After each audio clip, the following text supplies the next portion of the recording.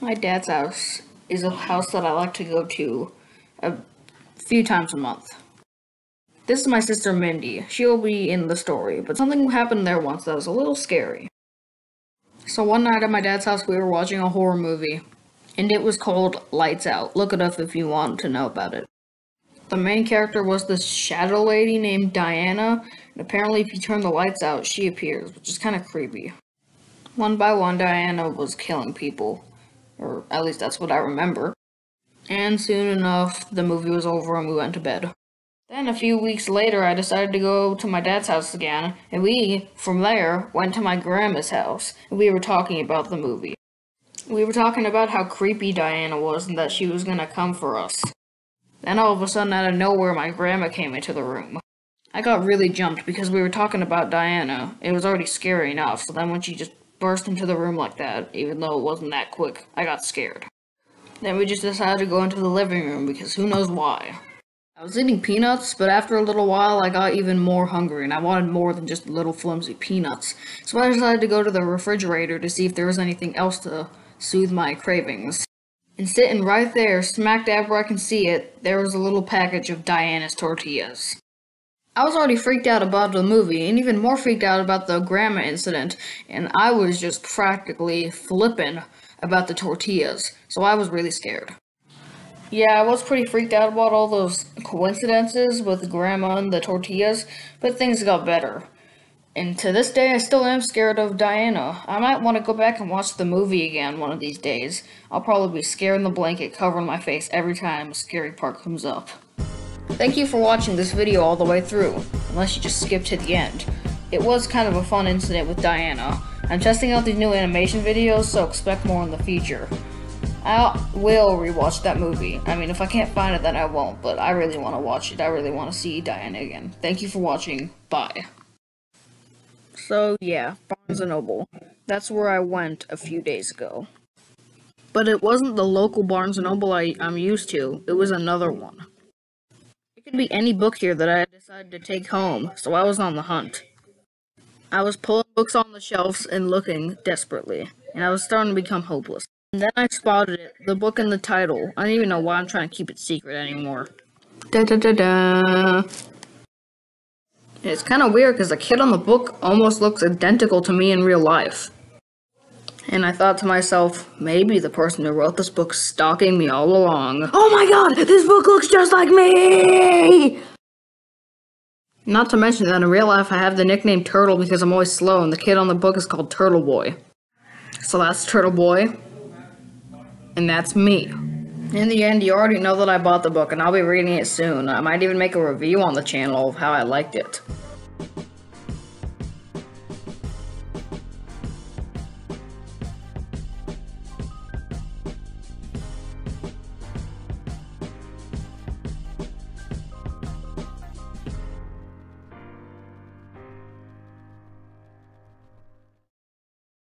Not sure if you heard of it or not, but we used to watch something in class called Mystery Doug.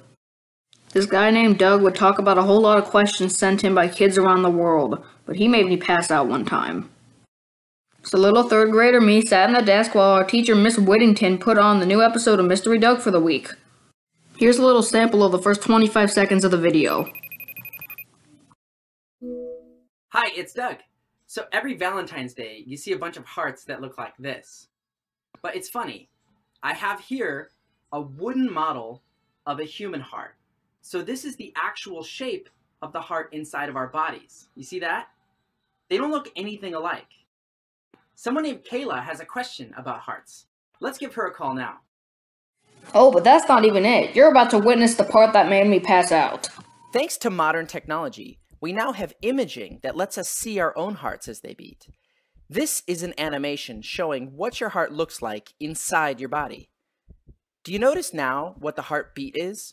With each beat, you can see the heart is giving a big squeeze, almost like if you squeeze your fist.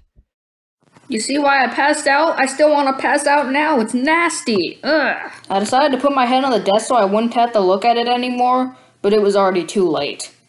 Hey yo, I'm Ruben's brain. Peace. Teacher, what was that? 2,000 years later. After laying on the ground for God knows how long, I finally woke up.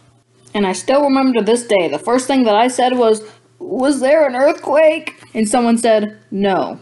And for some reason they put me in a wheelchair even though I could walk just fine. And then yeah, I got home and I guess that's the end. I only had a half-day school.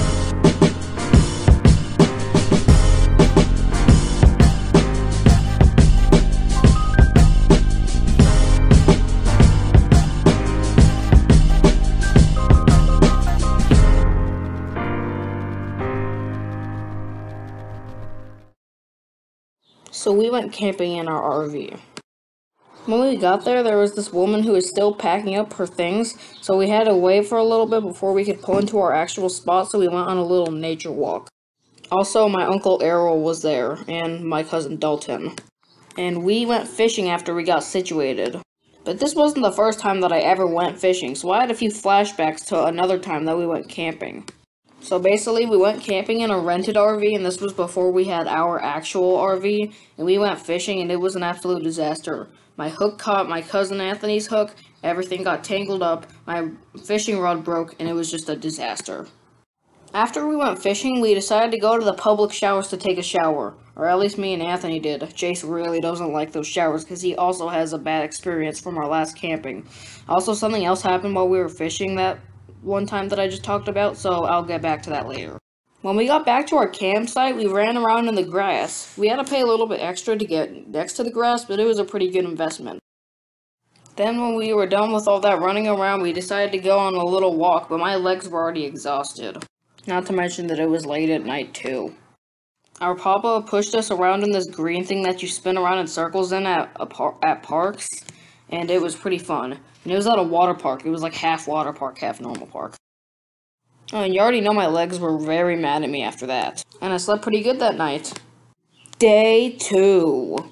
But my papa didn't sleep so good. He had to sleep outside in front of the RV because there wasn't any more room in the RV. And there was this skunk that kept him up all night going through our trash. And then we went fishing again and not much happened that time. Except for the stupid bee who went right next to me. Later that day, we went back to the water park, and my nana and my baby sisters came to the camp too on that day. But I scraped my foot on some stairs that were made out of concrete. But it gave me a flashback to when we went fishing the last day. So me and my cousin Jace went in the water looking for extra bait and heavy and hooks and stuff and all that kinds of fishing stuff. And some police guy in a police boat came over here and said that the whole lake was a reservoir. But we just kept sneakily going, and eventually got a hook stuck on my pants. Now, I tried to take it off with my hand, but my finger started bleeding. And I had to apply pressure with it with a rag so it wouldn't keep bleeding. Well, it turns out when we got to the water park, there was no waters on Monday so they could clean out the filter. So we were just there in the hot sun. By then, my toe was still bleeding, and I didn't feel like walking all the way back to our camp. So I decided to go with Uncle Errol in his car and my cousin Dalton because they had to leave to go pick up medicine. So on the way back, they had to go drop me off at the camp, so then they left. So they dropped me off at the RV, and a little bit later, my cousin Anthony and Jace and my papa arrived. Later that night. Since we were getting my baby sisters in the shower, we had to go outside and sit around the campfire, and it was getting really smoky. It got so smoky that my cousin Anthony decided to put out the fire because of how smoky it was, because we didn't want the fire to drift into the RV and set the fire alarm off, getting everyone mad at us for doing it, so we decided to put it out. But then, we had nothing to keep us warm, so we all had to sit inside of our papa's cot that he slept on the other night, and we had to wrap up like a burrito. Pretty funny considering that the blanket was the color of the tortilla. And once again, I slept pretty good that night. Day 3! So we went to a normal park that was closer to our RV and not the water park. While we were there, my papa was packing everything up and getting everything ready so that we could go home, and he went over there and picked us up from the park in the RV. Then we decided to go to the lake one last time, and we went to the docks. And my baby sister got really close to falling into the water. And that nearly gave me a heart attack. And yeah, after that, we went home and I got to school on Tuesday.